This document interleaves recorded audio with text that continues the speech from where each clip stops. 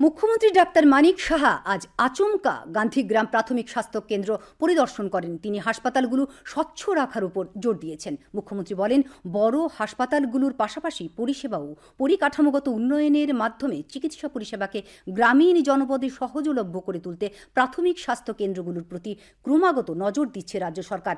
তিনি ব্যবস্থাপনা খতিয়ে দেখার পাশাপাশি চিকিৎসক ও স্বাস্থ্যকর্মীদের সাথে কথা বলেন। তিনি স্মার্ট সিটি অফিস, জল বোর্ড সহ বেশ কিছু সরকারি অফিসে পরিদর্শন করেন এবং কাজকর্ম সম্পর্কে খোঁজ খবর করেছেন।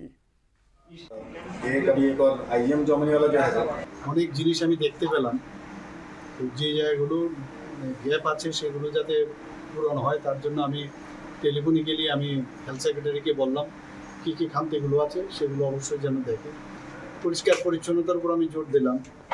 আর ওখানকার যে স্টাফ প্যাটার্ন এবং তাদের যে ডিউটি প্যাটার্ন সেইগুলোর বিষয়ে আমি খোঁজখবর নিলাম। পেশেন্টদের সাথে কথা বললাম।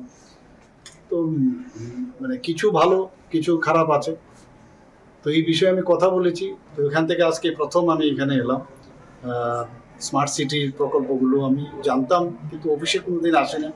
তো সব মিলিয়ে একটা ধারণা নিলাম এবং আরও কোথায় কোথায় আমাদের বিভিন্ন প্রজেক্ট করা উচিত সেই বিষয়ে আমি আধিকারিকদের সাথে কথা বলেছি এবং আশা করি যে সব বিষয়ে আরও বিস্তারিতভাবে আলোচনা হবে এবং সেই আসাতে অনেক সুবিধা হয়, অনেক জিনিস জানা যায়।